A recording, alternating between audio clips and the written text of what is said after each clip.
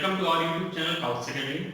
और आज की यह क्लास 10 सीबीएसई और क्लास 10 आईसीएसई दोनों के बच्चों के लिए इंपॉर्टेंट है। अगर आप क्लास 10 आईसीएसई में हैं तो आप में सेंट्रल टेंडेंसी नामक एक चैप्टर है, और अगर आप सीबीएसई में तो उसमें यही चैप्टर स्टैटिक्स नाम से, ठीक है ना। स्टैटिक्स में हम लोग पढ़ेंगे कि मीन क्या होता है, मीडियन क्या होता है, मॉड क्या होता है, और मीन मीडियन मॉड कैलकुलेट करने के डिफरेंट मेथड्स देखेंगे और यह समझेंगे कि इन तीन terms like mean median mode या सेंट्रल टेंडेंसी को पढ़ने की जरूरत क्यों पड़ती है। ठीक है, तो आज की इस क्लास में पता ऑरिजिन कर्व के बारे में भी जानेंगे। तो आज की इस क्लास में हम लोग सिर्फ पढ़ेंगे मीन, या जिसका दूसरा नाम क्या है एवरेज। ठीक है, तो चलिए स्टार्ट करते हैं। जानते हैं कि मीन होता क्या है, इसको पढ़ने की जरूरत क्यों पड़ती है, और इसको कैलकुलेट करने के डिफरेंट मेथड्स क्या होते हैं। ठीक है ना। तो सबसे पहले हम लोग ये सीखेंगे कि मीन को या एवरेज को पढ़ने की जरूरत क्यों पड़ती है। जैसे देखो, आप लोग क्लास में होंगे, लाइक किसी भी स्कूल में पढ़ लोगे। जनरली आजकल क्या स्कूल जो है वो किसी एक क्लास में, जैसे क्लास 10 की अगर बात करें हम लोग, तो क्लास 10 को 2 या 3 सेक्शन में डिवाइड कर दिया जाता है। ठीक है ना। क्लास 10 था आपके स्कूल का, तो मोस्टली केस में क्या होगा, क्लास 10 को 3 सेक्शन में डिवाइड किया जाता है, सेक्शन ए, सेक्शन बी और सेक्शन सी। कुछ स्कूल में सेक्शन ए को बेस्ट माना जाता है और बी को थोड़ा सा ए से कम, लेकिन बी से सी से ज्यादा, और सी को इन दोनों से कम। यानी इसमें जो ज्यादा अच्छे बच्चे होते हैं उसको रखा जाता है, इसमें इनसे जो थोड़े से कम उनको, और इसमें जो सबसे वीक होते हैं उनको रखा जाता है। अब देखो, या वीक या कोई तेज है कोई वीक है, कैसे कंसिडर करते हैं हम लोग, क्या कहते हैं, स्कूल्स में टेस्ट लेते हैं। टेस्ट लेने में जो जिनके ज्यादा मार्क्स आते हैं उनको इस सेक्शन में रख देते हैं, जिनके इससे थोड़े से कम आएंगे उनको इसमें रख देंगे, और जो बचेंगे उनको इसमें। अब एक चीज देखो, अगर मैं आपसे पूछूं कि सेक्शन ए के, जिससे कोई टेस्ट होता है, तो अगर मैं आपसे पूछता हूं कि बताओ सेक्शन ए के बच्चों के मार्क्स क्या हैं, तो आप बता दोगे कि सेक्शन ए का जो टॉपर है सर उसके 20 मार्क्स हैं आउट ऑफ 20। ठीक, मैं बोलूंगा कि कोई दिक्कत नहीं, बताओ बी में, सेक्शन बी में हाईएस्ट कितना गया, इसमें भी बोलोगे 20 आउट ऑफ 20 गया सर एक बच्चे का। और अगर मैं बोलना चाहता हूं सी में कितना गया, तो आप बोलते हैं सर 19/20 गया। आप बता रहे हो एक बच्चे का, और सेक्शन ए में मान लो टोटल स्टूडेंट्स थे 30, सेक्शन बी में थे 25 और सी में थे 20। ठीक है ना। यानी क्लास 10 में अगर मैं टोटल बात करूं तो इसमें नंबर ऑफ स्टूडेंट्स कितने हैं, 30 + 25 + 20। अगर सबको ऐड करूंगा मैं तो कितना हो जाएगा हमारा 75 स्टूडेंट्स हैं, जिसमें से सेक्शन ए में 30 स्टूडेंट्स हैं, सेक्शन बी में 25 और सेक्शन सी में कितने हैं 20। आपसे मैंने पूछा बताओ अभी जो एग्जाम हुआ उसमें क्लास सेक्शन ए का टॉपर कौन है, तो आपने बताया कोई नाम XYZ, और उसके 20 आउट ऑफ 20 आए थे। सेक्शन बी के टॉपर के भी 20 आउट ऑफ 20 आए थे, और सेक्शन सी के भी जो टॉपर है उसके भी कितने आए थे 19 आउट ऑफ 20। तो अभी मैंने बोला कि इसमें ज्यादातर अच्छे बच्चे हैं, और इसमें उनसे थोड़े से कमजोर बच्चे, लेकिन इनसे अच्छे बच्चे हैं, और जो बचते हैं वो इसमें हैं। तो इस बेसिस पे मैं कैसे डिसाइड करूंगा कि सेक्शन ए में अच्छे बच्चे हैं या सेक्शन बी में सेक्शन ए से थोड़े से वीक बच्चे हैं, कैसे मैं डिसाइड करूंगा। यह डिसाइड करने के लिए हमें क्या होता है, एवरेज मार्क्स की जरूरत होती है। एवरेज मार्क्स मतलब, अब अगर यही चीज मैं क्या करूं, आपको टॉप 5 बच्चों की बात करूं, तो देखो मेरे टॉप 5 बच्चों के मार्क्स यहाँ पे 20, 19 और 20, यानी जो टॉप के 5 बच्चे उनके मार्क्स हो सकते हैं। सेक्शन बी में वही चीज 20, 19, 17, 16 हो सकता है, और सेक्शन सी में हो सकता है सिर्फ एक बच्चा 19 पाया हो, बाकी बच्चे मतलब 19, 18, 17, 16.5 और 15। ठीक है ना। अब देखो, जो सेक्शन ए के टॉप 5 बच्चों की बात की मैंने, उनके स्कोर से हैं 20, 19, 25, और सेक्शन बी के 5 बच्चों की बात करें तो उनके 20, 19, 17 और 16, और सेक्शन सी के जो टॉप 5 स्टूडेंट्स हैं उनका स्कोर है 19, 18, 17, 16.5 और 15। ठीक, ये स्कोर है। अब क्या हुआ, अगर मैं इनका एवरेज निकालूंगा, एवरेज निकालना आप सभी को आता है। एवरेज हम लोग कैसे कैलकुलेट करते हैं, जो गिवन डेटा होते हैं इनका क्या करते हैं, सम करते हैं, उसमें से जितने डेटा को हमने सम किया उसको क्या करते हैं, उससे डिवाइड करते हैं। जैसे यहाँ पे 5 नंबर्स हैं, सबको मैं सम करूंगा तो क्या आएगा सम 99, तो हमारा जो एवरेज आ जाएगा हमारा क्या होगा 99/5। इसको सॉल्व करेंगे तो 19.8 आ जाएगा।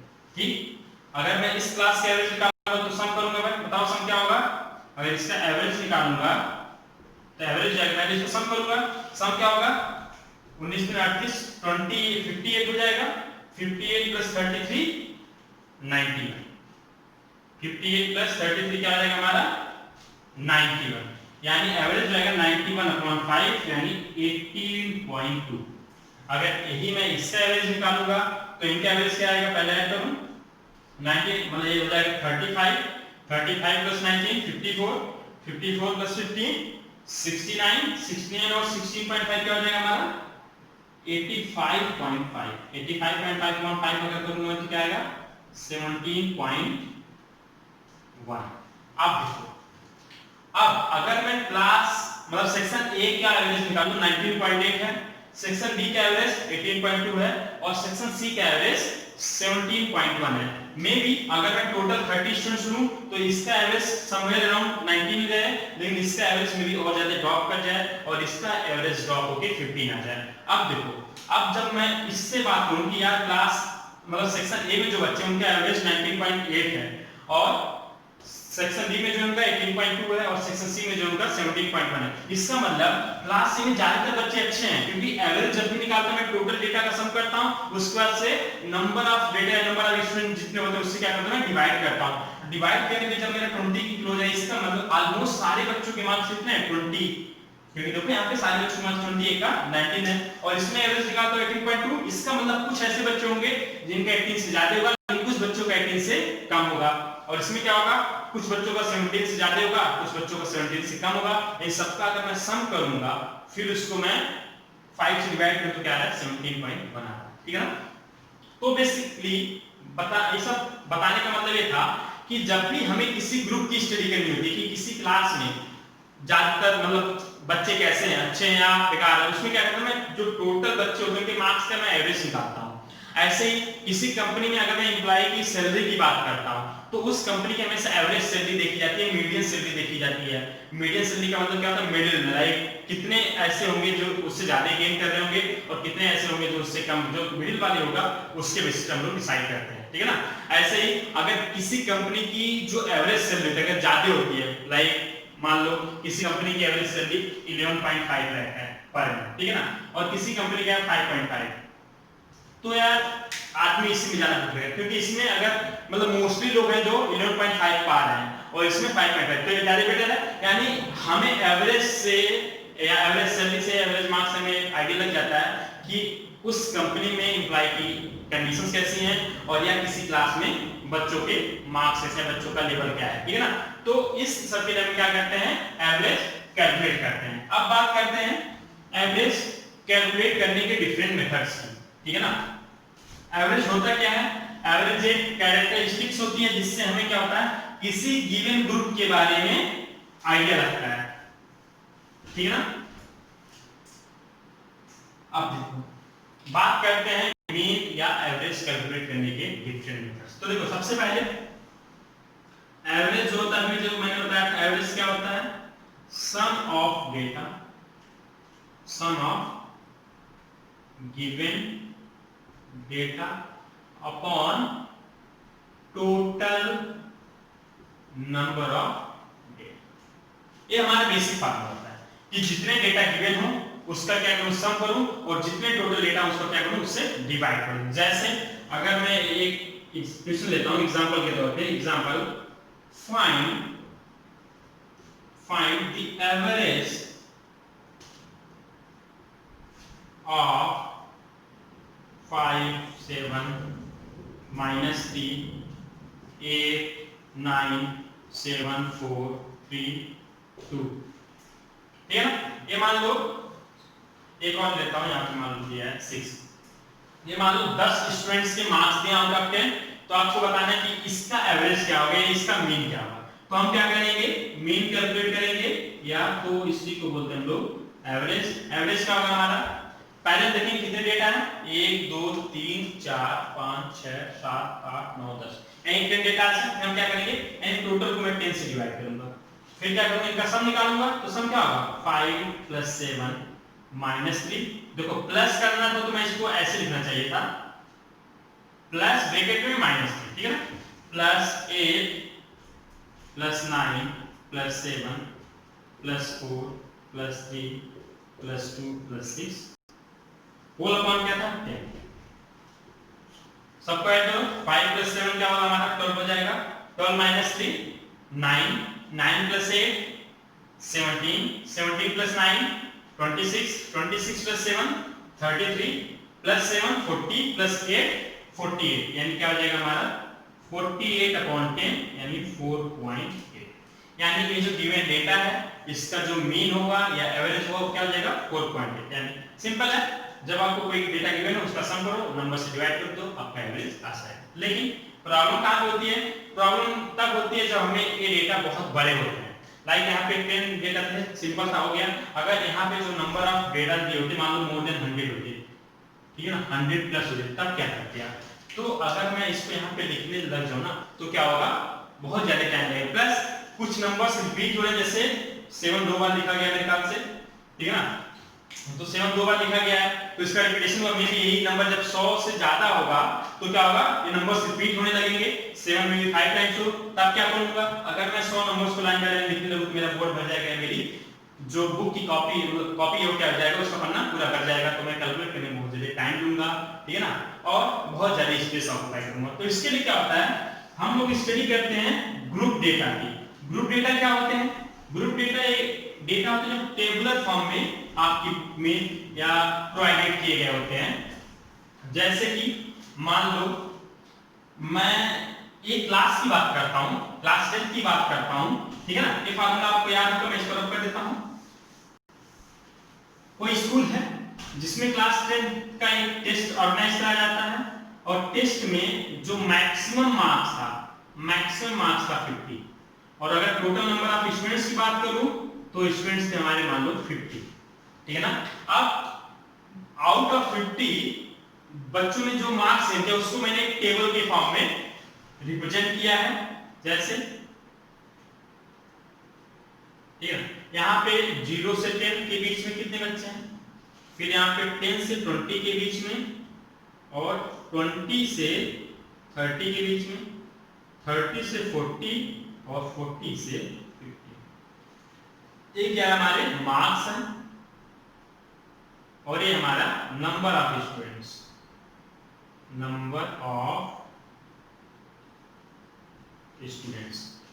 ठीक है ना, क्या है हमारे नंबर ऑफ स्टूडेंट्स है। 0 से 10 के बीच मान लो हमारे 5 बच्चे हैं, 10 से 20 के बीच 11 है, 20 से 30 के बीच मान लो 15 बच्चे हैं, ठीक है ना, और 30 से 40 के बीच हमारे पास 10 हैं, और 40 से 50 के बीच 9। ये दिया है कि जो टेस्ट हुआ उसमें 0 से 10 मार्क्स गेन करने वाले हमारे पास 5 स्टूडेंट्स थे, 10 से 20 मार्क्स गेन करने वाले 11 स्टूडेंट्स थे, 20 से 30 के बीच जिनके मार्क्स थे वो क्या थे हमारे 15 थे, और 30 से 40 के बीच कितने थे 10 थे, 40 से 50 के बीच क्या थे 9। हमें एक्चुअल मार्क्स बच्चों को पता नहीं, लेकिन हमें पता है कि 0 से 10 के बीच फाइंड आउट मतलब पाने वाले कितने थे 5 थे। अब हमें निकालना है, बताओ स्टूडेंट्स का एवरेज मार्क्स क्या है। अब आप कैसे कैलकुलेट करोगे, पीछे वाले तो हमें ग्रुप डेटा मतलब डेटा गिवन थे, हमने उसको ऐड कर लिया, फिर कहते इसमें क्या करोगे, आपको डेटा पता ही नहीं। तो इस केस में हम क्या करते हैं, हम लोग पहले क्लास मार्क निकालते हैं। क्लास मार्क क्या होता है, इन दो नंबर्स का एवरेज, ठीक है ना। ये जो टेबल फॉर्म में जैसे यहाँ पे 10 है प्लस 0 है तो क्या होगा 10 प्लस 0 अपॉन 2, यहाँ पे आ जाएगा 5। ऐसे इसका करोगे 10 प्लस 20 अपॉन 2 और ये हो जाएगा हमारा 15। इसको हम लोग लिखते हैं xi और इसको हम लोग लिखते हैं जो नंबर ऑफ स्टूडेंट्स इसको लिखते हैं fi। f क्या होता है फ्रीक्वेंसी, फ्रीक्वेंसी क्या होता है ये मैं समझा रहा हूं आपको। ऐसे इसमें कर देंगे तो इसका आ जाएगा हमारा 25, इसमें करेंगे तो आएगा हमारा 35, इसका आ जाएगा 45। अब देखो, हाँ बात करते हैं फ्रीक्वेंसी की। फ्रीक्वेंसी क्या होता है कि कोई नंबर कितनी बार रिपीट होता है उसी को क्या बोलते हैं उसकी फ्रीक्वेंसी। जैसे अभी जो मैंने प्रीवियस डेटा दिया था बोर्ड पे लिखा था उसमें क्या था 7 दो बार रिपीट था, तो इसका मतलब 7 की फ्रीक्वेंसी क्या होगी 2, ठीक है ना। अगर मैं एक डेटा लिखता हूं जैसे 1 1 4 3 7 1 2 2 5 4 3 2 1 4 6, ये हमने कुछ डेटा लिखे हैं 1 2 3 4 5 6 7 8 12 प्लस 3 15 नंबर्स लिखे। अगर मैं इसमें बोलूंगा कि बताओ 1 की फ्रीक्वेंसी क्या है, 1 की फ्रीक्वेंसी का मतलब 1 कितनी बार रिपीट हुआ है, तो बताओ 1 कितनी बार रिपीट हुआ है, 1 2 3 4, यानी 1 4 टाइम्स रिपीट हुआ है, इसका मतलब 1 की फ्रीक्वेंसी क्या होगी 4 होगी। सिमिलरली पूछूं तो बताओ 7 की फ्रीक्वेंसी क्या है, तो आप देखोगे 7 यहाँ पे सिर्फ एक बार लिखा गया है, यानी 7 की फ्रीक्वेंसी क्या हुई 1 होगी। ऐसे ही 2 की फ्रीक्वेंसी 3 हो जाएगी और 3 की फ्रीक्वेंसी क्या हो जाएगी 2 हो जाएगी, 4 की फ्रीक्वेंसी भी क्या हो जाएगी 3 हो जाएगी। समझ आया? तो हम ये बताते इसलिए हैं क्योंकि हम अभी जो करने जा रहे हैं यहाँ पे हमने निकाला एवरेज, यानी हमें मान के चलते हैं इस रीजन में जितने बच्चे आएंगे उनका एवरेज क्या होगा 5 होगा, ये हमने मान लिया क्योंकि हमको एग्जैक्ट डेटा नहीं पता है। तो हम क्या करते हैं, जो क्लास साइज होता है, ये लोअर लिमिट होती है अपर लिमिट होती है, ठीक है ना। किसी भी क्लास साइज का जो छोटा नंबर होता है वो लोअर लिमिट होता है, जो बड़ा नंबर होता है क्या होता है अपर लिमिट। तो देखो इन दोनों का जो एवरेज होता है वही क्या होता है, हम मान लेते हैं कि यहाँ पे जो 5 स्टूडेंट्स हैं उनके जो एवरेज मार्क्स हैं वो 5 होंगे, ठीक है ना। अब देखो हमने बता दिया कि 5 स्टूडेंट्स के एवरेज मार्क्स 5 है, तो अगर मैं टोटल निकालूं मतलब क्या होगा कि 5 स्टूडेंट्स हैं 5 5 5 5 5, सबने 5 मार्क्स गेन किया, ठीक है ना। तो सम निकालने के लिए मुझे इसको ऐड करना पड़ेगा और जब मैं ऐड कर दूंगा तो सम क्या आ जाएगा 25, ठीक है ना। अब देखो सम मैंने ऐसे ऐड किया तभी 25 आ गया। अब अगर मैं इन दो नंबर्स को मल्टीप्लाई करता तब भी क्या आ जाता मेरा 5 × 5 यानी क्या हो जाएगा 25, यानी तब भी नंबर सेम आते हैं। इसीलिए हम क्या करते हैं यहाँ पे हम लोग निकालेंगे fi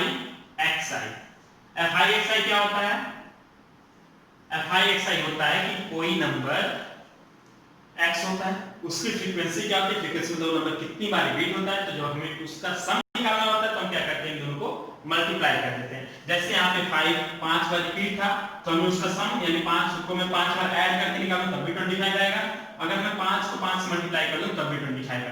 सिमिलरली 11 मतलब 15 क्या है 11 टाइम्स, यानी 11 ऐसे स्टूडेंट्स हैं जिनका मार्क्स क्या है 15 है, 15 एवरेज मार्क्स हमने माना है। फिर से मैं बोलूंगा कि 15 क्या हमारा एवरेज मार्क्स है। तो 11 स्टूडेंट्स के एवरेज मार्क्स क्या है 15, तो बताओ टोटल मार्क्स क्या होगा, तो 11 स्टूडेंट्स के टोटल मार्क्स में क्या करूंगा, तो 15 को मैं 11 टाइम्स ऐड करूं, कितने टाइम्स पे 11 टाइम्स, या तो मैं बोलूं 15 × 11, ठीक है ना। तो अब से हम क्या करेंगे, इस दोनों नंबर्स को क्या करेंगे मल्टीप्लाई कर देंगे तो हमारा आ जाएगा fi xi, यानी इन दो मतलब जो 5 स्टूडेंट्स हैं इनके मार्क्स का सम क्या होगा। तो ऐसे 11 और मतलब जो 11 स्टूडेंट्स हैं इनके मार्क्स का सम क्या होगा 11 × 15 यानी हो जाएगा 165। सिमिलरली 15 स्टूडेंट्स का मार्क्स का एवरेज है 25, तो इनका सम क्या होगा मल्टीप्लाई कर लो, 25 5 जा 125 और 25 5 जा 25 + 12 37, 35 × 10 हो जाएगा 350, 45 × 9 क्या हो जाएगा हमारा 405। अब देखो ये जो टेबल हमें दे रहा है यहाँ पे 25 आया, यह टेबल fi xi दे रहा है हमें, ये जो 5 स्टूडेंट्स हैं इनके मार्क्स का सम, ठीक। ऐसे ही 11 स्टूडेंट्स के मार्क्स का सम क्या है 165, 15 स्टूडेंट्स के मार्क्स का सम क्या है 375, 10 स्टूडेंट्स के मार्क्स का सम क्या है हमारा 350 और 9 स्टूडेंट्स के मार्क्स का सम क्या है 405। तो अगर मैं इसको पूरा सम करता हूं तो मेरे ख्याल से 50 आ जाएगा, क्योंकि टोटल नंबर ऑफ स्टूडेंट्स क्या है 50, और इसको हम लोग बोलते हैं समेशन f, समेशन fi या समेशन f। समेशन fi क्यों बोले, क्योंकि जितने भी फ्रीक्वेंसी उसको हम लोग क्या किया ऐड किया, फ्रीक्वेंसी मतलब number of students, number of student को सम क्या आने का आया हमारा 50 आ गया। और इनके जो मार्क्स का सम आया, मार्क्स का सम क्या आया हमारा, इसको ऐड करेंगे तो आ जाएगा हमारा fi xi, समझ में आ गया।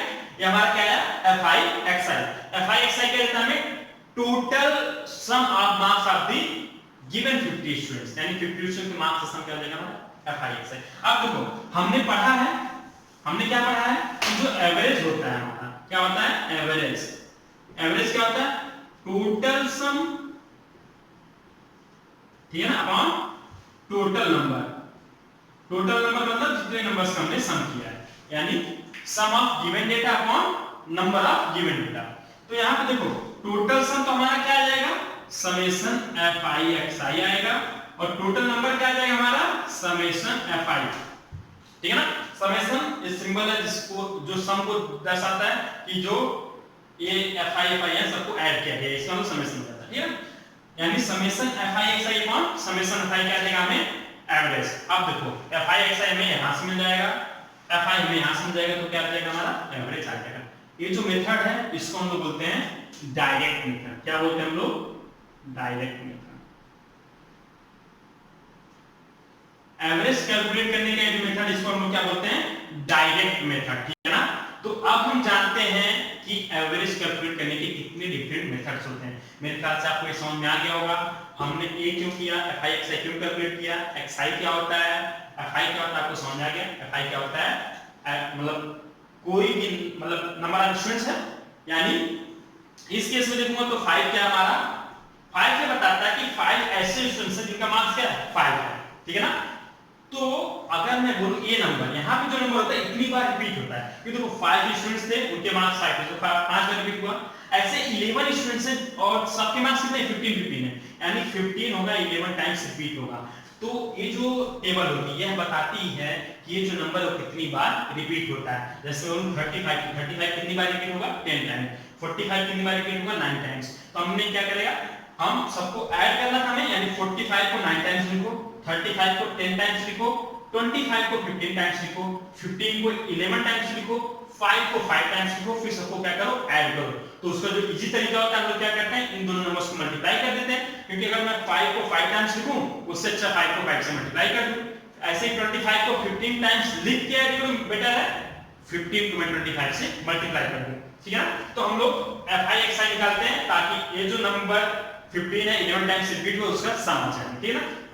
तो ये जो पूरा टेबल है हमें टोटल सम ऑफ मार्क्स देगा, 50 स्टूडेंट का जो टोटल मार्क्स होगा उसका सम देगा हमें समेशन fi से। ऐसे ही कोई दूसरा टेबल होगा तो उसमें हमेशा क्या होगा fi आपको जो गिवन डेटा का सम चाहिए होता है वो आपको दे देगा, क्या देगा fi। और जो समेशन fi होता है वो देता है जो टोटल नंबर ऑफ डेटा है उसको आपको दे देगा, ठीक है ना। और आपको जब गिवन डेटा का सम मिल गया और टोटल नंबर ऑफ डेटा मिल गया तो आपका एवरेज आसानी से कैलकुलेट हो जाए, ठीक है ना। तो ये जो कैलकुलेशन का मेथड था इसको हम लोग क्या बोलते हैं डायरेक्ट मेथड। और मीन या एवरेज कैलकुलेट करने के दो और मेथड होते हैं। पहला तो हो गया डायरेक्ट मेथड, सेकंड होता है एज्यूम्ड मीन मेथड, और थर्ड जो हमारा होता है स्टेप डेविएशन मेथड। अब पॉइंट ये है, अभी मैं आपको तीनों मेथड एक टेबल में समझाऊंगा, उसके बाद मैं एक एग्जांपल लूंगा और ये वही एग्जांपल मैं तीनों मेथड से सॉल्व करूंगा, ठीक है ना। तो सबसे पहले आप मेथड समझो। अब मेरे ख्याल से मार्क्स का जो इंटरवल होता है क्लास साइज आपको समझ में आ गया है। फ्रीक्वेंसी की जो सीरीज होगी उसको मैं डायरेक्ट fi लिखूंगा, और जो क्लास मार्क्स निकालना होगा मुझे क्लास मार्क क्या होता है, इन दोनों नंबर्स का एवरेज होगा, इसको मैं डायरेक्ट यहां पे लिखूंगा। फिर हम लोग fi xi जो कैलकुलेट करना उसको लिखेंगे। तो मैं टेबल रिपीट मतलब टेबल मैं ये रब करता हूं, उसके बाद से एक एग्जांपल लेते हैं हम लोग जिसमें हम लोग तीनों मेथड सीखेंगे कि डायरेक्ट मेथड क्या होता है, स्टेप डेविएशन मेथड क्या होता है और एज्यूम्ड मीन मेथड क्या होता है। देखो तीनों मेथड में कोई डिफरेंस नहीं होता है, तीनों मेथड एक ही होते हैं, बस कैलकुलेशन को इजी बनाने के लिए उनको थोड़ा सा डिफरेंशिएट कर दिया गया। इसीलिए अभी जो मैं टेबल या जो मैं क्वेश्चन देने जा रहा हूं इसमें मैं कोई वैल्यू फिक्स नहीं करूंगा, बस मैं क्लास इंटरवल ले लेता हूं। जैसे यहाँ पे क्लास इंटरवल मान लो क्या है 0 से 10 लेता हूं, 10 से 20, 20 से 30, 30 से 40, 40 से 50, 60 से 70 और 70 से 80। मान लो कोई टेस्ट था जो 80 मार्क्स का था, तो यहाँ मैं इसको लिख दूंगा मार्क्स। और यहाँ पे जो देगा आपको number of students, number of students को हम लोग लिखते हैं fi, ठीक है ना। fi दिया होगा आपको, मान लो ऐसे टेबल बना होगा, आपको बना बनाया टेबल देगा।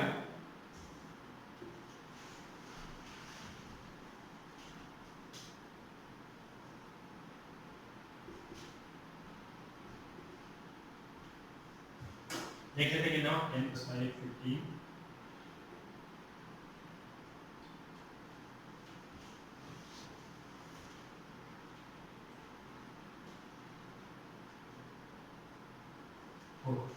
देख ठीक है ना, एरिया हमारा बस इतना गिवन होता है। अब आपको बताना होगा कि यहाँ पे जो मार्क्स है, क्योंकि नंबर ऑफ स्टूडेंट्स हैं, बताना कि स्टूडेंट्स के मार्क्स का एवरेज क्या है। तो मैंने बताया पहला मेथड जो होता है हमारा डायरेक्ट मेथड होता है। तो डायरेक्ट मेथड में क्या करेंगे हम लोग, डायरेक्ट मेथड में यहाँ पे हम लोग यहाँ पे मैं ग्रीन डाल देता हूँ, मीन पब्लिक, ठीक है ना। यहाँ पे हम लोग क्या लिखेंगे, xi लिखेंगे। देखो हम लोग डायरेक्ट मेथड यूज करते हैं। डायरेक्ट मेथड में क्या होता है हमारा, यहाँ पे लिखता हूं मैं डायरेक्ट मेथड। डायरेक्ट मेथड में जो मीन होता है हमारा x बार होता है हमारा summation fi xi upon summation fi। देखो ये फार्मूला होता है डायरेक्ट मेथड का। हाँ, कुछ लोग अभी भी अगर कंफ्यूज हैं कि मैं fi xi क्यों लिख रहा हूं, देखो fi का मतलब एक जनरल टर्म होता है, जैसे हम लोग 1 में पढ़े थे an, वैसे यहाँ पे होता है हमारा fi का मतलब होता है कि अगर फर्स्ट टर्म है तो हम लोग लिखेंगे f1, सेकंड टर्म है तो f2, थर्ड टर्म है तो f3, फोर्थ टर्म है तो f4। ऐसे xi क्या होगा, मतलब फ्रीक्वेंसी f1 के करस्पॉन्डिंग जो मार्क्स होगा वो x1 होगा, f2 के करस्पॉन्डिंग क्या होगा x2, f3 के करस्पॉन्डिंग क्या होगा x3, f4 के करस्पॉन्डिंग क्या होगा हमारा x4, ठीक है ना। जैसे कि यहाँ पे 7 हमारा f1 हो जाएगा, 3 हमारा f2 होगा, 5 f3 होगा, 8 f4 होगा, 11 f5 होगा, 15 f6 होगा, 7 f7 होगा और 4 f8 होगा, ठीक है ना। इसके करस्पॉन्डिंग जो x आएगा हमारा, जैसे क्लास मार्क्स, इसको बोलते हैं क्या आएगा, 10 और 0 का एवरेज 5 हो जाएगा, 20 और 10 का एवरेज 15। अब देखो जब आपने दो बार एवरेज निकालेंगे फिर क्या करो, जो क्लास साइज होता है, जैसे यहाँ पे क्लास साइज क्या है 10 है, इस नंबर में 10 ऐड करते जाओ, आपको एवरेज निकालने की जरूरत नहीं है। जैसे अगर मैं 5 में 10 ऐड करता 15 आता, 15 में 10 ऐड करूंगा 25, इसमें 10 ऐड करो 35, 45, 55, 65 और 75। ये क्या है हमारा, ये हमारा है क्लास मार्क, ठीक है ना। क्योंकि देखो किसी भी नंबर को ले लो, 40 प्लस 50 लोगे तो उसका एवरेज क्या आएगा 45, 70 प्लस 80 लोगे उसका एवरेज क्या आएगा 75। अब इसका जो सम आएगा वो क्या देगा हमें, समेशन fi देगा, और इसका जो सम आएगा वो क्या देगा, समेशन fi xi। हम क्या करते हैं, नहीं अभी fi xi नहीं है, अभी हम यहाँ पे एक टेबल बनाएंगे तो देगा हमें fi xi। यहाँ पे क्या लिखेंगे हम लोग fi xi। fi xi क्या होता है, बेसिकली जो फ्रीक्वेंसी होती है उसके करस्पॉन्डिंग जो नंबर होता है, जैसे 7 के करस्पॉन्डिंग क्या है 5 है। अब हम इन दोनों को मल्टीप्लाई करके एक नया टेबल बनाएंगे, यानी 7 into 5 क्या आ जाएगा हमारा 35, 3 into 15 45, 5 into 25 125, 8 into 35 280, 45 into 11 495, 55 into 15, 55 into 15 क्या होगा हमारा 825। कैलकुलेट करना, 55 क्या होता है 75 और 55 का 75 प्लस 7 82। ऐसे 65 into 7 क्या होगा हमारा, कर लेते हैं 7 5 जा 35, 7 6 जा 42 और 3 कैरी आया था 45, 4 into 75 हो जाएगा ऐसे ही 300। अब देखो ये वाली टेबल हमें दे दी fi xi और यहां से मिल गया हमें fi। अब मैं क्या करूंगा, इसका सम निकालूंगा, ये आ जाएगा हमारा fi xi। फिर जब हमें fi xi मिल गया, यहाँ पे मीन निकालने का फार्मूला है कि मीन इज इक्वल टू होता है हमारा summation fi xi upon summation fi। इसमें मैं पुट करूंगा, हमारा आंसर आ जाएगा। और ये जो मेथड है इसको हम लोग क्या बोलते हैं, डायरेक्ट मेथड, ठीक है ना। देखो इस मेथड में प्रॉब्लम क्या है, इस मेथड में प्रॉब्लम हमने देखा कि अभी तो छोटे नंबर मल्टीप्लाई करने में बहुत ज्यादा टाइम लगता है, ठीक है ना। यहाँ पे बड़े नंबर जैसे 15 into 55 करना हो आपको, 8 into 35 करना है, 11 into 45 करना है, सारे बच्चों का जो कैलकुलेशन होता है इतना फास्ट नहीं होता है कि जैसे मैं डायरेक्ट लिखता जाना वो देखें, मे भी उनको कैलकुलेशन करने के लिए कैलकुलेटर की जरूरत पड़े। तो इससे बचने के लिए हमने एक नया मेथड निकाला, उसको क्या बोलते हैं हम लोग, एज्यूम्ड मीन मेथड। अब देखना आपने इसको अच्छे समझ लिया, ठीक है ना। क्या करना है, fi निकालना है, जो गिवन होगा xi, इन दो नंबर्स का एवरेज, इन दो नंबर्स का एवरेज निकाल लूं मैं, xi एक टेबल बन जाएगा। फिर क्या करूंगा, जो FI आया था और XI, FI ध्यान देना नंबर ऑफ स्टूडेंट्स के फॉर्म में दिया होगा या नंबर ऑफ एम्प्लॉय के फॉर्म में दिया होगा या नंबर ऑफ वर्कर्स के फॉर्म में दिया होगा, ऐसे दिया होगा। फिर हम क्या करेंगे, FI और XI को मल्टीप्लाई करेंगे तो हमें FI XI मिल जाएगा। यानी ये दो नए टेबल मुझे बनाने हैं। यह टेबल बनाने के लिए ज्यादा मेहनत नहीं करनी पड़ती। यहाँ पे जो दिया होगा यहाँ पे दो करस्पॉन्डिंग उसका एवरेज निकाल लूंगा, आ जाएगा। और जब XI मिल गया तो इन दोनों को मल्टीप्लाई कर दूंगा तो एक थर्ड कॉलम बन जाएगा और मुझे मिल जाएगा FI XI को जब सम करूंगा तो FI XI, यानी यहां से लेके यहां तक का सबका सम करना है तो हमें मिलेगा समेशन FI XI। फिर जब यहां से यहां तक का सम मिल गया, यहां से यहां तक का सम मिल गया, फिर मैं क्या करूंगा, ये जो सम आया है FI समेशन FI XI, इसको मैं समेशन FI यानी ये जो सम आया था इससे डिवाइड कर दूंगा, मेरा आंसर आ जाएगा। और इसको हम लोग क्या बोलते हैं, डायरेक्ट मेथड, ठीक है ना। मैं कैलकुलेट कर देता हूं, 7 + 3 10 + 5 15 8 23 11 34 15 49 + 7 56 + 4 60, यानी ये आ गया हमारा 60 आ गया।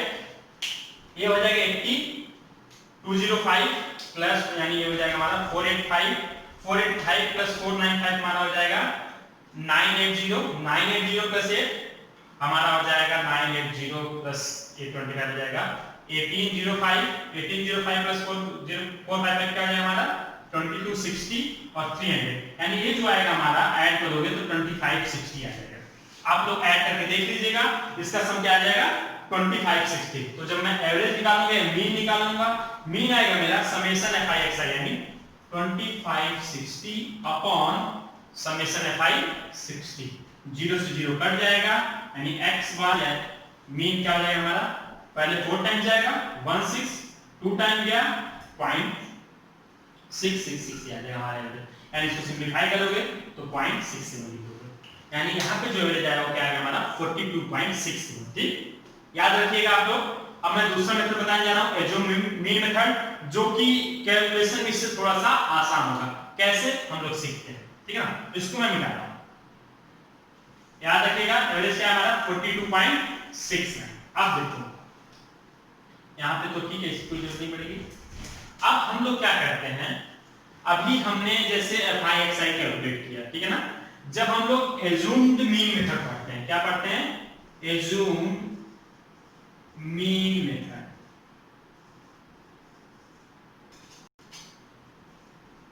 देखो नाम ही इसका बता दे रहा है हमें करना क्या है। सबसे पहले एज्यूम, यानी हमें कोई मीन एज्यूम करना है, कि हम एज्यूम करें कि हमारे जो मीन है भाई यही है, ठीक है ना। तो उससे क्या होगा, आगे हमारी कैलकुलेशन होगी। जैसे हमें अब एक टेबल नहीं बनानी है, इसमें ध्यान रखिएगा। जब आप एज्यूम मीन मेथड करेंगे तो आपको एक टेबल नहीं बनानी पड़ेगी, ठीक है ना। आपको क्या बनानी है मैं बता रहा हूं।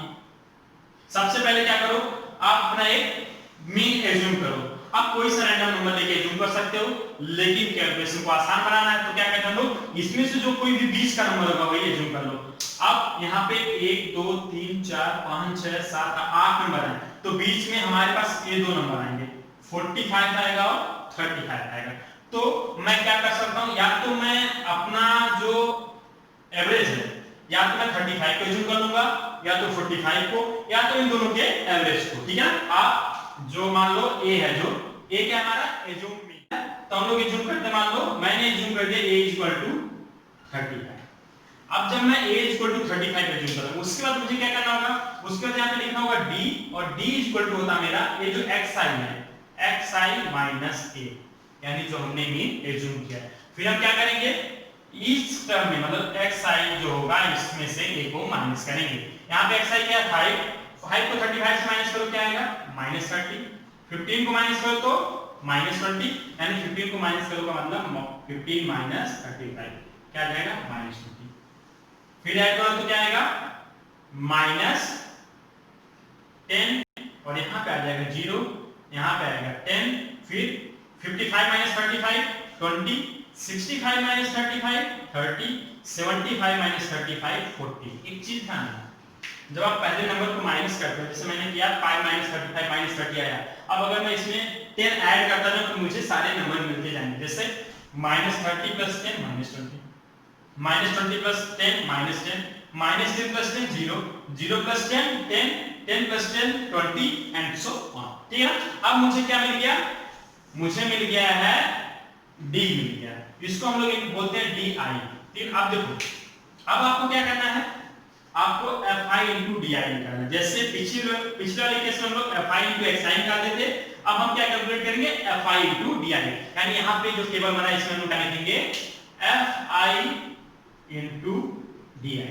fi into di, आप देखो क्या ना कि नंबर सबके लास्ट में क्या है, जीरो है। अभी जो नंबर हमारे थे देखो यहाँ पे बड़े बड़े नंबर थे, 15 into 55 करना था, अब मुझे 15 into 20 करना है। 20 का मतलब 15 2 जा 30, तो यहाँ पे 3 आ जाएगा। तो अब जो हमारी कैलकुलेशन थी, पहले जब मैं इसको और इसको मल्टीप्लाई करके निकाला वो थोड़ी सी लेंथी थी, बड़ी थी।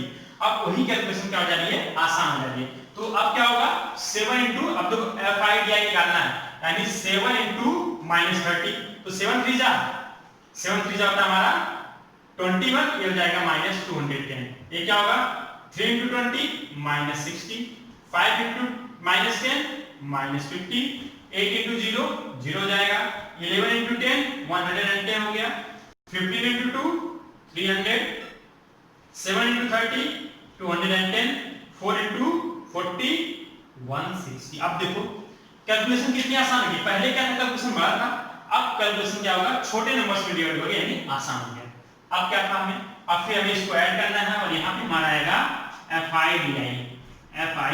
di, ठीक है ना। तो जो जब हम fi हमारा सेम रहेगा fi di आ जाएगा, तो जो हमारा न्यू एवरेज होगा या मीन होगा x बार, इस केस में हमारा x बार होता है a plus summation fi di upon summation fi, ठीक। अब क्या करना है, मुझे स्क्वायर करना है। देखो यहाँ पे 210 माइनस में, यहाँ पे प्लस में, तो ये वाले कैंसिल आउट हो जाएंगे, ठीक है ना। अब सेकेंड चीज, बाकी को ऐड कर लो, वैसे अगर ऐड कर दो तो -50 और -60 -610 हो जाएगा। ए और ए भी कैंसिल आउट हो जाएंगे अगर ऐड करोगे तो, क्योंकि ये दो नंबर माइनस में प्लस में इनका सम इसके इक्वल है, तो ये आपस में कैंसिल आउट हो जाएंगे, जैसे 210 और -210 कैंसिल आउट हो गए। तो अब इसको ऐड करो, तो ऐड करोगे तो क्या आएगा 300 + 160, यानी आ जाएगा हमारा 460, ठीक। सम क्या आ गया हमारा 460 आ गया, fi क्या हमारा 60 है, तो x बार क्या हो जाएगा 35 प्लस 460 अपॉन 60, 0 से 0 काट दिया, यानी 35 प्लस 46 अपॉन 6, यानी 35 प्लस 46 को 6 से डिवाइड करो क्या आएगा 7.66, ऐड कर दो 35 प्लस 7 42, यानी 42.66 या 67 लिखो, क्योंकि हमने 67 लिखा था 66 को, तो यहाँ 67 लिख देंगे। तो हमारा जो एवरेज आया x बार वो क्या आ गया हमारा 42.67। इस मेथड को हम लोग बोलते हैं एज्यूम्ड मीन मेथड, और जो पिछला वाला मेथड था इसमें स्टेप थोड़े उससे ज्यादा होते हैं, लेकिन कैलकुलेशन थोड़ी आसान होती है। क्यों? क्योंकि जब हम यहाँ पे जो DI जब कैलकुलेट करते हैं तो हमारे नंबर्स क्या हो जाते हैं, छोटे हो जाते हैं और हमारे कैलकुलेशन आसान हो जाता है। समझ में आया? तो ध्यान रखिएगा, डायरेक्ट मेथड और एज्यूम्ड मीन मेथड में बहुत ज्यादा डिफरेंस नहीं है। डिफरेंस बस क्या होता है, हमें दो नए कॉलम बनाने होते हैं, ठीक है ना। और जो एवरेज होता है हमारा एज्यूम, उसको हम लोग क्या करते हैं, एज्यूम कर लेते हैं। एज्यूम करने के लिए जो xi होता है इसमें ही बीच के किसी नंबर को लेते हैं, जैसे मैंने 35 लिया, आप 45 भी ले सकते थे, ठीक है ना। कैलकुलेशन आसान करते हैं, ठीक। उसके बाद हमने DI कैलकुलेट किया। DI क्या होता है, xi माइनस जो हमने एज्यूम किया है अपना मीन, यानी xi माइनस a, ठीक है ना। इस टेबल से हम लोग इसको माइनस करते जाएंगे, टेबल बन जाएगा। फिर क्या करेंगे हम लोग fi को di से मल्टीप्लाई करके एक नया टेबल बना लेंगे, और इसका जब सम करेंगे तो क्या आ जाएगा हमारा fi di, और ये समेशन fi था हमारा। तो जो हमारा मीन कैलकुलेट करने का तरीका होता है वो क्या हो जाता है, ये याद रखिएगा, x bar = a plus summation fi di upon summation fi, जहां पे a क्या हमारा, a हमारा अभी मैंने निकाला है एज्यूम मीन, नाम से ही पता है। देखो एज्यूम मीन मेथड लिखा है, यानी हमको सबसे पहले मीन एज्यूम करना है, ठीक है ना। थर्ड मेथड अब जो हम लोग देखते हैं, थर्ड मेथड क्या है, स्टेप डेविएशन मेथड, ध्यान रखना। अब मैं एक नया मेथड बताने जा रहा हूं। नए मेथड में और ये जो हमारा है एज्यूम मीन मेथड, इसमें कोई भी डिफरेंस नहीं है। कैलकुलेशन बस थोड़ी सी और आसान, अभी बहुत ज्यादा फर्क नहीं पड़ता है। क्या आसान होता है, क्या फर्क पड़ता है, मैं आपको बताता हूं, एक बार ध्यान दीजिएगा। हाँ, अब देखो आसान क्या होगा, मैं इसी में थोड़ा चेंज करूंगा। अब जो नया मेथड है उसका नाम भी पहले मैं लिख देता हूं, नाम है हमारा step deviation method. Step deviation method, step deviation method नाम से पता है स्टेप डेविएशन मेथड। अब क्या करना है मुझे, कुछ नहीं करना है। देखो इसमें जनरली लोग यहाँ पे जो DI एज्यूम किया ना, इसको हम लोग क्या लिखते हैं U, इसको हम लोग लिखते हैं UI। ठीक, ध्यान देना कहां कहां पे मैं चेंज कर रहा हूं। एक बार, एक मिनट रुक जाओ।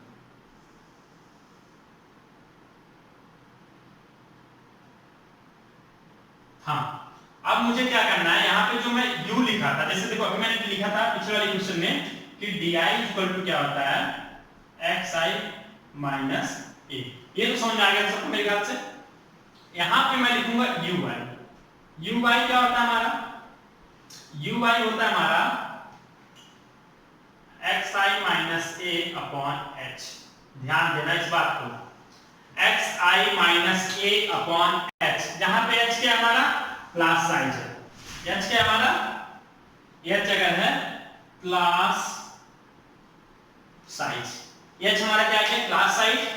तो U क्या होता है हमारा, UI हो जाएगा हमारा DI, ये हमारा DI होगा करस्पॉन्डिंग अपॉन H, यानी UI इक्वल टू हो जाता है हमारा XI minus A upon H। अभी तक जो आप कैलकुलेट कर रहे थे XI माइनस A, उसको क्या करोगे क्लास साइज से डिवाइड कर दोगे। तो देखो क्लास साइज से हमारा 10, अब ये जो नंबर है सबको मुझे क्या करना पड़ेगा 10 से डिवाइड करना पड़ेगा। 10 से डिवाइड करने वाला ये 0 हट जाएगा, तो क्या आ जाएगा हमारा, अब देखो यानी UI इक्वल टू हमारा आ जाएगा XI minus A upon H। यहां तक सब चीजें सेम रहेंगी तीनों क्वेश्चन में। पहले क्वेश्चन में मुझे अब डायरेक्ट FI टू XI निकालना था। सेकंड क्वेश्चन में DI, जहां पे हमने A एज्यूम किया था एक मील को, फिर XI से A को माइनस कर दिया तो मेरा DI आ गया था। थर्ड केस में हम लोग स्टेप डेविएशन मेथड है हमारा, उसको हम लोग UI निकालते हैं। UI के लिए क्या करते हैं, जो अभी हम लोग DI कैलकुलेट किए थे उसको क्लास साइज से डिवाइड कर देते हैं। क्लास साइज से डिवाइड किया तो सबका 0 क्या हुआ, हट गया, क्योंकि क्लास साइज क्या इसका 10। हाँ, क्लास साइज कैसे निकालते हैं, तो upper limit minus lower limit, किसी भी सीरीज का upper limit minus lower limit कर दोगे आपका क्लास साइज आ जाएगा। ठीक है ना। तो जब UI आ गया तो ये जो सीरीज बनती है हमारी क्या होती है FI into UI। अब देखो यहाँ पे जब एक 0 घटा था तो सिमिलरली 7 into -3 क्या होगा, -1 तो वाले 0 भी क्या होंगे, हट जाएंगे। क्या होंगे, ये 0 हट जाएंगे।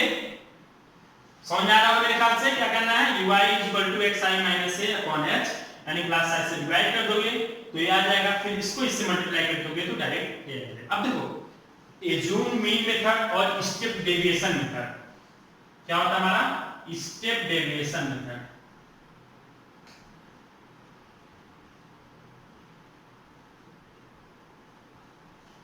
एज्यूम मीन मेथड और स्टेप डेविएशन मेथड में देखा कोई फर्क नहीं है, बस क्लास साइज से डिवाइड कर दिया हमने, DI को ये आ गया, UI DI को भी क्लास साइज से डिवाइड कर दोगे सेम आ जाएगा। ठीक है ना, ये आ जाएगा। तो यहाँ पे जो 460 है तो क्या आएगा 46 आएगा। अब तो हमारा x बार होगा mean, x bar equal to आ जाएगा हमारा a जो भी पहले था हमारा इनटू, अब यहाँ पे a प्लस h इनटू यहाँ पे आएगा हमारा UI FI upon summation FI। बस क्या आएगा, देखो कुछ फर्क नहीं पड़ा यार, क्योंकि यहाँ पे मैं h से डिवाइड किया था मिल रहा था, और यहाँ पे क्या किया मैंने h से मल्टीप्लाई कर दिया, यानी x bar equal to a plus h into summation UI FI upon summation FI। देखो कैसे फर्क नहीं पड़ा, क्योंकि x देखो a अभी हमारा क्या है, ये हमने 35 लिया था तो अभी भी हमारा 35 है। h की वैल्यू क्या है 10, तो इसको मैंने 10 लिख दिया इनटू FI UI क्या है 46, तो 46 अपॉन FI क्या है 60। अभी हमने पीछे देखा था हमारे 460 अपॉन 60 आया था, अभी यहाँ पे क्या आ रहा है 10 इनटू 46 क्या आ जाएगा 460 अपॉन 60, यानी कि 0 कर दिया। तो देखो जब पिछला वाला जो हमारा 460 अपॉन 60 आया था, ये भी हमारा 460 अपॉन 60 है, क्या फर्क है, कोई फर्क नहीं है। यहाँ पे बस ध्यान देना h से डिवाइड किया था और यहाँ पे h से मल्टीप्लाई कर दिया, यानी तीनों मेथड आपस में कोरिलेटेड है। सेकेंड और थर्ड मेथड आपस में बहुत ज्यादा रिलेटेड है, कैलकुलेशन ऑलमोस्ट सेम है, ठीक है ना, और अप्रोच भी ऑलमोस्ट सिमिलर है, ठीक है। तो हमारा जो नया मीन आ जाता है स्टेप डेविएशन मेथड में, इसको याद रखिएगा, क्या आता है, x bar is equal to a plus h into summation ui fi upon summation fi, ठीक है ना। तो ये होते हैं हमारे तीन मेथड मीन कैलकुलेट करने के। हाँ, कुछ डेटा ऐसे होते हैं, अभी ये जो डेटा हमने पढ़ा ये क्या है, एक्सक्लूसिव डेटा है, यानी जो 10 था ना, देखो 10 दो जगह है, यहाँ भी है यहाँ भी, तो यहाँ पे काउंट नहीं होगा। फिर कोई बच्चा अगर 10 मार्क्स पाया ना तो इसमें काउंट होगा, इसमें नहीं काउंट होगा। कोई बच्चा 20 मार्क्स पाया तो इसमें काउंट होगा, इसमें काउंट नहीं होगा। अब कभी कभी डेटा क्या दिए जाते हैं, म्यूचुअली इंक्लूसिव डेटा दिए जाते हैं, जिसमें क्या होता है, यहाँ पे जो लिखा रहता है इसमें काउंट होता है। जैसे इस में ऐसे लिखता 0 से 9 से 10 से 19, 20 से 29, अब सेकंड चीज बताने जा रहा हूं, ध्यान देना, और ये 30 से 39, ऐसे अगर डेटा गिवन होंगे, ठीक है ना, 45 से 59 और ये 69 और इधर हमारा 79। अगर ऐसे डेटा गिवन, इसका मतलब 0 से 9 के बीच के सारे नंबर इसमें आएंगे, 10 से 15 के सारे इसमें आएंगे, 20 से 29 के सारे इसमें। इस केस में क्या करना होता है, इस नंबर को 0.5 घटाया जाता है, इसको 0.5 घटाया जाता है। इसको 0.5 घटाऊंगा तो क्या आएगा, -0.5 आ जाएगा और ये 9.5 हो जाएगा। ऐसे 9.5 आएगा और ये 19.5 आएगा। तो जो हमारा प्रीवियस डेटा था उसी तरीके से बन जाएगा और सारा कैलकुलेशन हमारा सेम हो जाएगा, ठीक है ना। तो मेरे ख्याल से क्लास आपको समझ में आई होगी। आज की क्लास हम लोग यहीं पे फिनिश करते हैं। जो नेक्स्ट क्लास होगा उसमें मैं मीन पे एक एग्जांपल लूंगा, जिसमें मैं तीनों मेथड से उसको सॉल्व कराऊंगा। फिर हम लोग देखेंगे मीडियन कैसे कैलकुलेट किया जाता है या मॉड कैसे कैलकुलेट करते हैं, ठीक। तो आज की क्लास हम लोग फिनिश करते हैं। अगर क्लास आपको पसंद आई तो आप इसको लाइक और सब्सक्राइब जरूर करें।